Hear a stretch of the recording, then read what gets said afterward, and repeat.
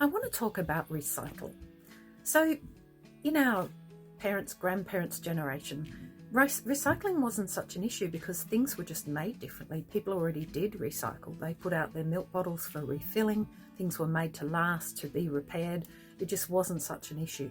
Then we had a situation where we started using a lot of disposable packaging and products that were designed to break. Then we got the recycling sort of craze happening where everybody started to believe in recycling and that we need to, after we've bought a product, we need to put things in the right recycling bins, and that was the best case scenario. But we've gone even further than that now, and we're realizing that we can't just buy whatever we want and recycle the bits that we can.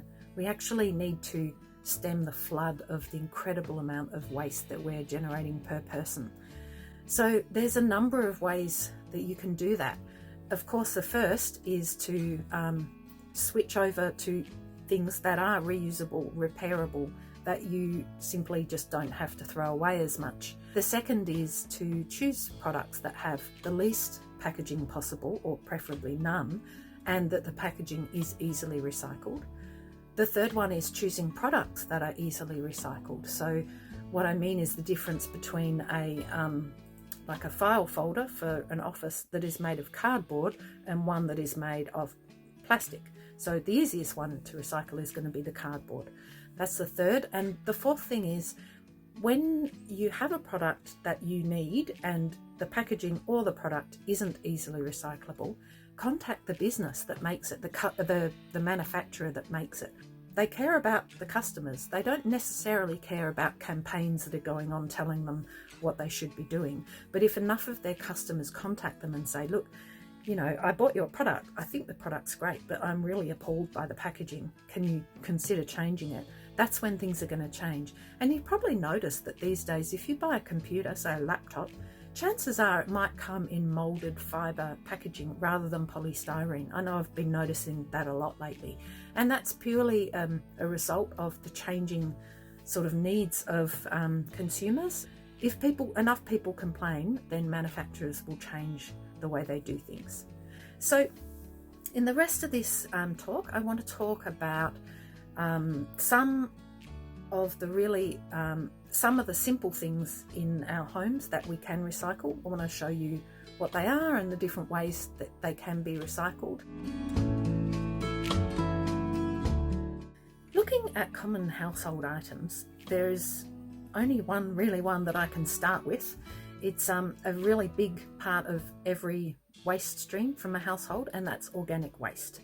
So if you're lucky, you might live in a council that includes kitchen scraps in their green garden waste bin, but most of us don't live in a council like that. So getting that organic waste out of landfill is really important. The reason is because any sort of organic waste that ends up in landfill creates methane. That's a very potent greenhouse gas.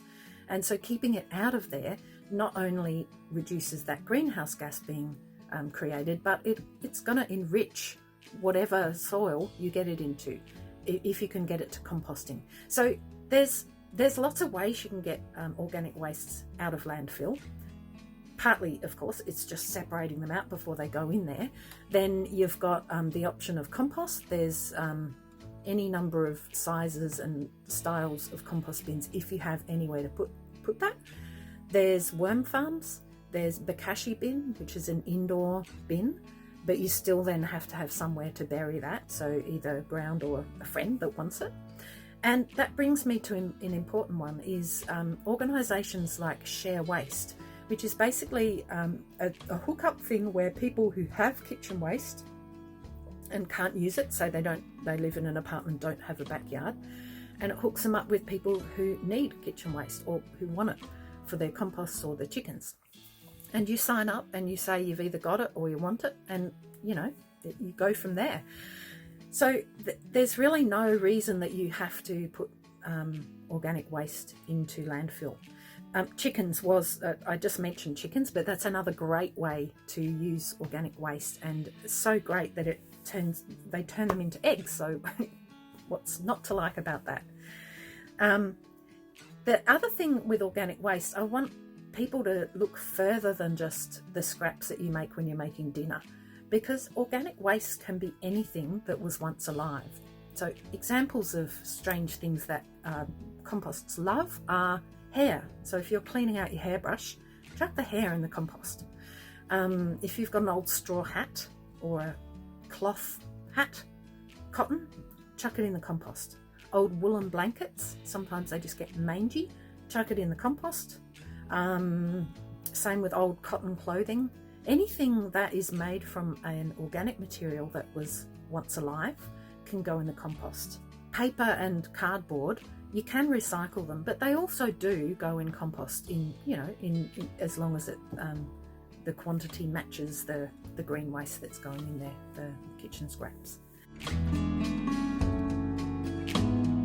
So after organic waste, I'm guessing probably the next largest amount of waste most people have will be cardboard and paper.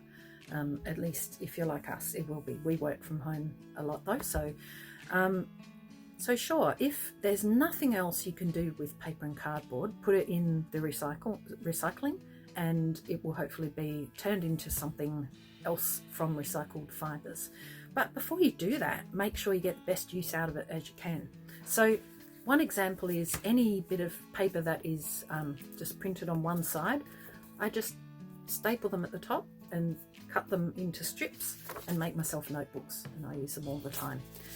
The other thing is, other people will often be able to find, or might even be looking out for, waste paper. So big boxes, they are great toys for kids, and they're also really good for people moving house. So if back to the free goods pages I was talking about, there are constantly people offering boxes on free goods, and they always get claimed for someone who's moving house or packing stuff up, or like really big ones just for their kids to play in. The other thing is paper, shredded paper. Like I said, people will want it for chook bedding or for compost. I've put heaps in my compost. I was going to say with cardboard as well, it's a really good resource for gardeners. So if you have any permaculture gardeners, food gardeners in your area, if they're making a no-dig garden bed, one of the things they're going to need is cardboard, and big bits of cardboard. So chances are you'll be able to give it to them. I know when we do mulching of the garden every year, we'll put cardboard under the mulch and wet it down with water and then put the mulch on top, and it just helps a little bit more with weed suppression. So paper and cardboard they have heaps of uses besides being put into recycling. We've talked about organic wastes and paper and cardboard, and I'm guessing probably the next most common kind of household waste people will have is hard and soft plastic. So first, hard plastic, the whole plastic-free July movement, which hopefully you've heard of, the point of it is reducing single-use plastics. So plastic itself is not necessarily evil, it's the way we use it. If we used it only for key things and reused it again and again and again, then it's a very useful product. It's durable, long-lasting, it can be frozen, it's a great lightweight option for containing something. It's the way that we're using it that is so bad, and so all of the amount of hard plastic waste we're creating is a big problem. It can be recycled, but it's still made from oil, a non-renewable resource, and a lot of the hard plastic we get just simply isn't recycled. So we're creating waste that it's not compostable. It's just going to stay in landfill forever, basically, if it doesn't get recycled. So try and avoid plastics whenever you can. If you do have plastics to dispose of, one of the tips that I've learned from a recycling centre operator was, if you've got, say, a bottle with a lid, people often wonder what to do with the lids, but what they said is leave the lid on, because if you take the lid off and it goes into the recycling, the curbside recycling, it's probably going to get lost, might just get chucked away as something that's fallen out of the pile. But if you leave the lid on, because of there's always some lids left on. They've had to create a thing that punctures the waste, so that there aren't explosions when the waste gets crushed. So they already have that stuff. So if you leave the lid on, it will then get recycled along with the bottle. Just as an aside, if you have a local waste and recovery centre, a recycling and recovery centre that you can go on a tour of, it's amazing. It's so useful to do. I've done a couple of them with school groups, but you can go and see the machinery and all the technology they use to help sort waste and make sure it goes into the right streams. It's really fascinating. There's definitely one here in Melbourne that's well worth a visit. But anyway, back to plastic. Soft plastics, same thing, really. If we can avoid them and choose other packaging, then that's better. Any sort of fibre packaging is better because we can compost it. But if you do get soft plastics, collect it in a bag like this, and you can either put it in a REDcycle collection bin that are in supermarkets around Australia, and I'll give you the link and you can look up your local REDcycle bins. So you literally just package your soft plastic into a plastic bag and you take it to the bin, and technically they will take it away and turn it into something. If you're not near a bin, you can also post it. You'd probably want to wait till you get a fair bit of soft plastic and squeeze it together as much as possible because it's very light, just to reduce the postage costs for that. So next kind of waste could be glass, and then with glass I'm thinking about drink bottles, beer bottles, wine bottles, and just food bottles, jam, curry sauce, whatever. Glass is it's a great product. It's just from sand, so it's not an oil-based product. It's a much better option than hard plastic. And also you can do a lot of stuff with jars. So if you know anyone who's into home brewing, make sure when you buy beer and other alcoholic drinks that you buy one with a crown seal, because then they can just use it for brewing over and over again. The way you can tell if it has a crown seal is that it doesn't have the circular screw-on type fitting at the top. If you're not sure, find a home brewer and they will show you. And they'll be wrapped if you can give them beer bottles, because we're always on the lookout for them. Wine bottles, again, we make our own wine, so we're often asking friends to stockpile us their wine bottles and we can refill them with our own wine. You can also use wine bottles to make ginger beer, so homemade ginger beer, and a friend of ours does that. So you might think it's just a waste, but it can be reused really well, and just with the same screw-on wine bottle lid. The other common thing, of course, is jars, and we keep heaps of them. If you have a local honey person, like a beekeeper who sells their own local honey, they will probably always be on the lookout for jars. I know our local beekeeper is, and so just soak the labels off, and any size or shape. Our local beekeeper is always keen on jars. And the other thing is anyone you know who is into making chutneys or jams. I know on our local free goods group, people will often say, I've got a box of bottles, anyone want them? And they always get claimed. So no need to put them into the council recycling bin, but if you do, that's okay too. They can be recycled pretty well. The metal lids off jars, of course, if you can give the whole jar and the lid away, perfect. If you can't, I would collect all the metal lids along with other small pieces of metal and take them to our local tip that also has metal recycling, free metal recycling, and chuck all those bits of metal into the skip. If you're lucky, you'll be near something like that. But metal is a very good thing to recycle. I know aluminium at least is endlessly recyclable and without losing any of its qualities. So it's really important to keep it out of landfill and just keep using it. As a society, we've only just sort of started realizing how many valuable materials there are in e-waste. And by e-waste, I mean anything that has either a battery or a cord. So anything that is e-waste, ideally you'll live in an area like we do, where our council has free e-waste recycling. Again, it's at the tip, where they also have the recycling and recovery centre. Hopefully you live near somewhere like that. There are also often bins in various community locations around the place where you can put small e-waste. And so I guess by small I mean things like this, like old telephone. We can't use it anymore because, you know, NBN and all that. But that can easily fit into the little slot of the collection bin. Anything that's bigger, like a big broken flat screen TV, you probably have to take straight to the tip or recycling and recovery centre, but it should be still free recycling. So any sort of e-waste, try and keep it out of landfill, because they can get so many good raw materials from it. The next thing is any kind of metal. We've spoken a little bit about metal and aluminium, but all of it can be recycled and reused. So just in our house, we have a bucket, something like this, and we just fill it up with little bits of metal that we know can be recycled. So I'm just going to give you some examples. This is an old beer bottle brush that's just manky and bent and everything, but it is mainly metal.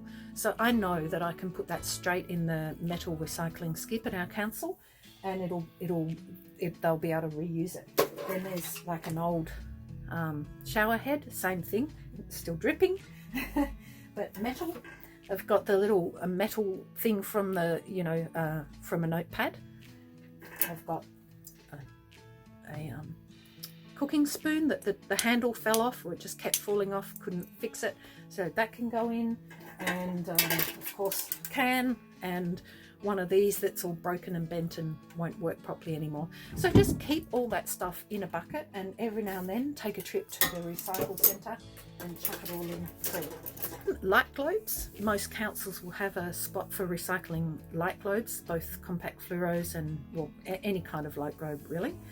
Household batteries, that our council also has a free recycling for household batteries. They are really bad if they end up in landfill, because they leach so many things into landfill, and they've also contain lots of important ingredients, so let's reuse it. I was going to talk about little bits of metal. So when say Easter eggs, great example, covered in aluminium foil, but it's such a tiny bit. If you were to chuck that in your council curbside waste bin, it's just going to be lost, and that valuable aluminium is lost forever. So what we do is chuck it in that same bin with all the steel and metal, put in the aluminium as well.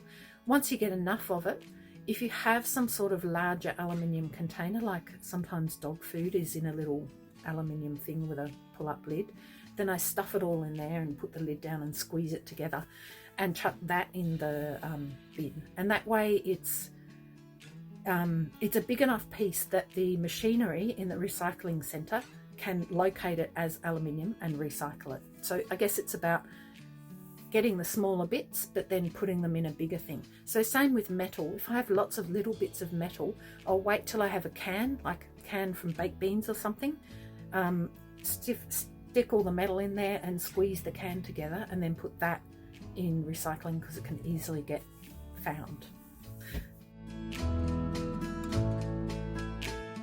Besides our council waste systems, in Australia, pretty much every council will have some sort of curb recycling. At the very basics, that will be probably garden waste and landfill waste, and possibly recycling of cardboard and paper, and possibly tins and glass. They're the real basics. But apart from them, how else can we recycle things? Now, it completely depends where you live, and of course a bigger city or area bigger population is going to mean there will be more options. But there really are so many options are already available, but also becoming available. You might be a bit shocked. And the first thing I do is, if I have something that I don't know how to recycle, is I would type into Google whatever it is, blah blah, recycling Melbourne. That's where I am. You may or may not know that councils usually have recycle centres as well, operation centres.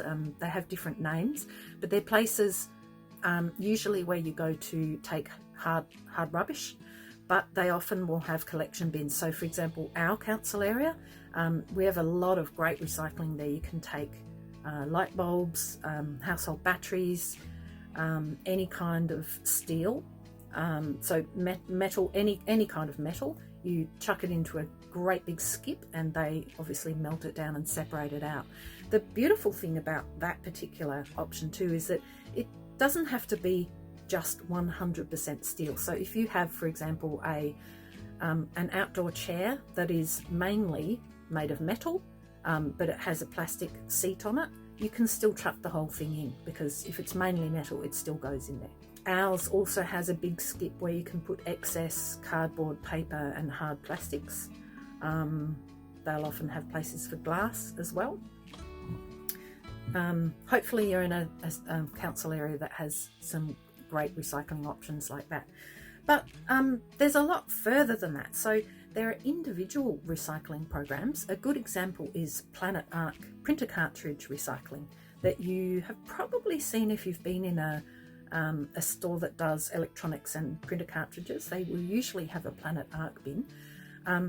Any organisation can actually have one. So I always really highly recommend that every school, kindergarten, any organisation really that has a bunch of people coming in and out gets their own free Planet Arc printer cartridge recycling bin. They just send you the box and it's got bags in it. Once they're full, you zip them up with a Ziploc thing and put it in, take it to the post office, and it's free postage because they pay the return post. So fantastic way to get everyone involved. The kids can tell their parents, who usually will have some sort of printer going on at home. So that's one. Mobile phone collection you've probably heard of. Mobile muster. There's so many valuable materials in old mobile phones and we often just leave them lying around. So rather than that, head to, again, an electronics place, or our shop, for example, we have Mobile Muster and Planet Arc recycling bins. Again, any place can get them. So if you're in an organisation, kindy, school, whatever, that has a lot of people going through, why not ring them up and organise a collection bin? Then there's other things that are much more unusual. So for example, glasses, and I'm talking about this sort of glasses. There are a lot of collection, there are two collection schemes that I know of where old glasses get collected and sent overseas to people that can't afford prescription glasses. So don't just throw them in the bin, send them to one of those. They're Lions Centres. We'll put the links on the bottom of this, but also Specsavers has started a new program and they support the Fred Hollows Foundation. The Lions one that I know of, again, I'll put the link at the bottom, but you can look up either of those two programs and find out where your closest collection point is. Bottle tops. Did you know that there's an organisation that collects bottle tops from, say, juice containers and makes them into prosthetic limbs for kids? It's sort of bizarre, but it's true. And they are called Envision Hands.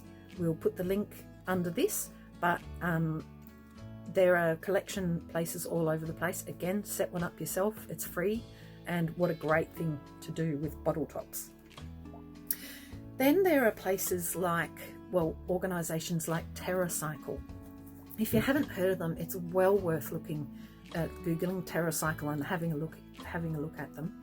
They're basically an organisation that is working towards recycling schemes for hard to recycle items. So I'm talking about things that just don't go in any other system.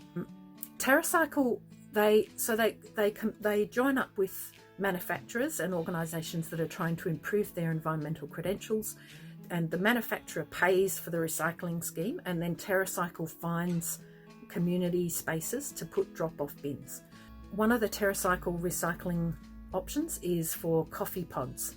So you can look up the TerraCycle website, put in your address and find out where the local place is that you can take coffee pods. They will then be collected, sent back to TerraCycle for recycling, and then a portion of money gets paid by the manufacturer who's supporting that program to the charity of your choice. So it's actually double benefit. It gets recycled plus you get money paid towards the charity of your choice. TerraCycle does a huge range of recycling bins. There's the coffee pods, but there's also used razors, used electric toothbrushes, dental care, used contact lenses and blister packs, writing instrument recycling. So you're talking old used pens and erasers and rulers and stuff like that. It's actually an ever-changing list, so check out the TerraCycle website. There are new things coming up literally every day, it feels like, in terms of recycling. So just to pick a random thing, because we've been moving beds around in our house this weekend, if you look up mattress recycling in your area, you will probably find some options. I did the same thing this weekend, and I found 2 mattress recycling companies that will come collect your old mattress and recycle it 100%. So it's amazing, and feel free to send a message to us if you can't find recycling, and who knows, we may be able to help and give you some tips on where to look. Now, the other option besides recycling is giving away, and we use this a lot in our community. If you are a user of Facebook, then there are a lot of free goods groups.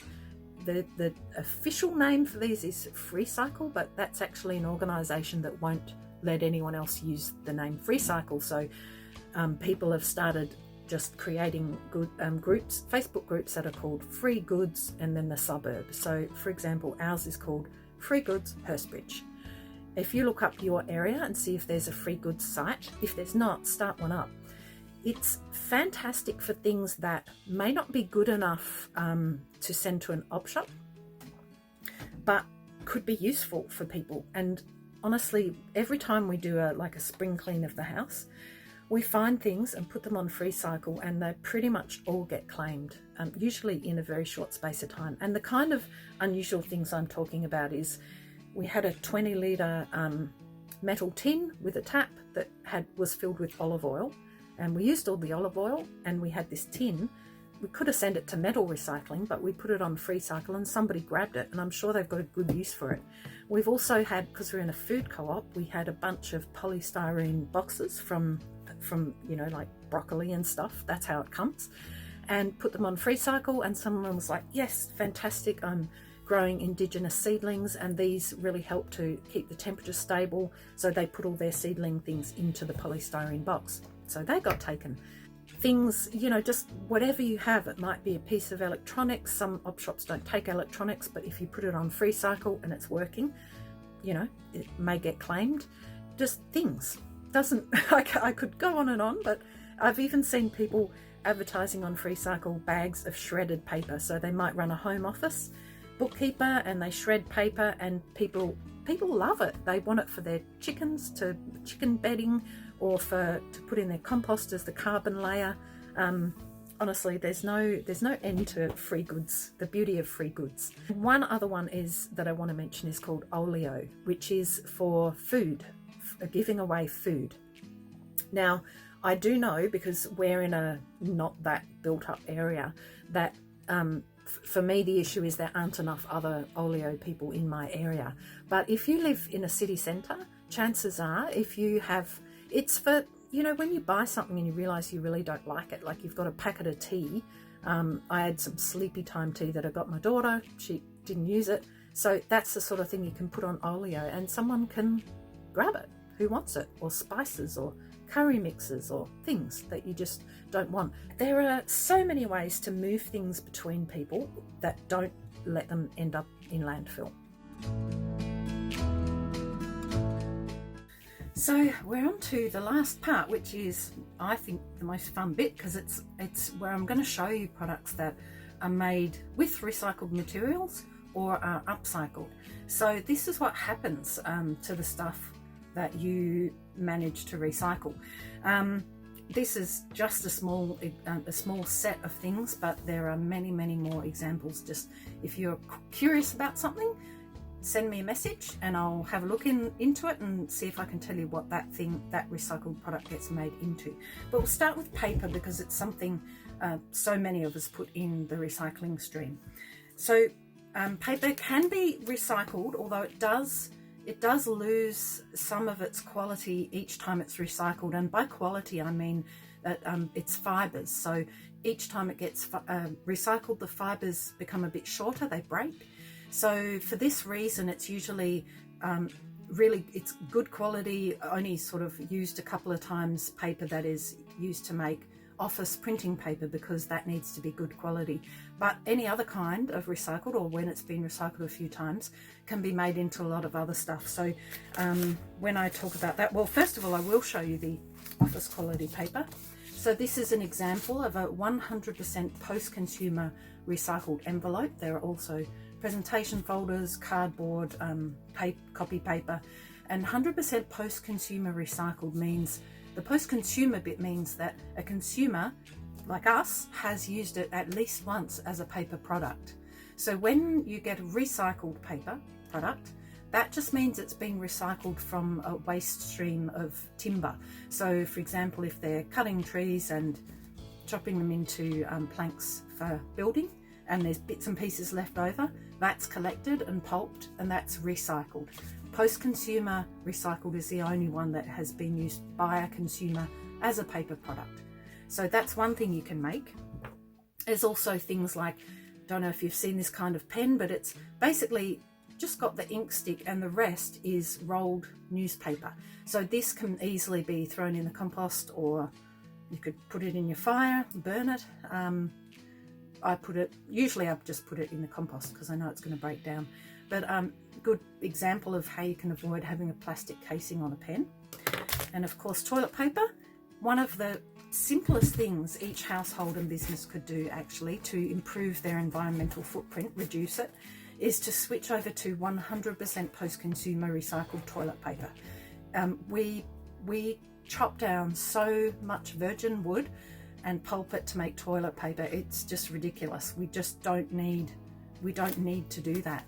We just need to recycle what we have, and you know what it's going to do. So it's going to be perfectly good enough for that. People worry that it's scratchy or something, but they've got pretty good technology these days and it's nice and soft. So I urge everyone to just try switching over to 100% post-consumer recycled toilet paper. So another item, well, we all pretty much recycle, hopefully, is aluminium cans. And I've said before that aluminium can be endlessly recycled without any lowering of the quality of it. So unlike paper fibers, aluminium, you can recycle it 50 times and it will be just like it was when it started.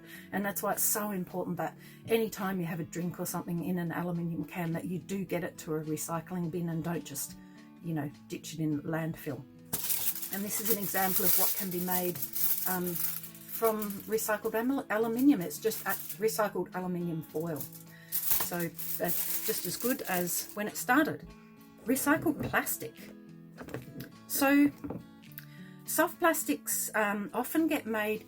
I used to have some examples, but I can't find them. But if you look in public places or outside the local supermarket, you'll often see a bench that's sort of green in colour, and that is most likely going to be made from recycled plastic. So it gets formed into hard, what looks like timber, and has the same functionality, but is actually better in many ways just because it's plastic, it's weatherproof, it's tough as anything, gonna last forever. So keep your eyes out and see if you can find one of those kinds of seats in a park.